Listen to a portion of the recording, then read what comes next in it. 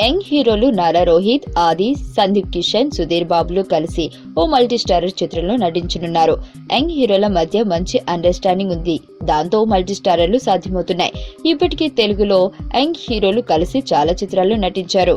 కాగా మరోసారి నటించడానికి సిద్ధమవుతున్నారు. ఇప్పటికే నారా రోహిత్ పలువురు హీరోలతో కలిసి నటించాడు. అలాగే సుధీర్ బాబు కూడా. ఇక చేయాల్సింది సందీప్ కిషన్, ఆదిలు. మొత్తంగా ఈ నలుగురు హీరోలు కలిసి ఒకే చిత్రంలో నటించనున్నారు.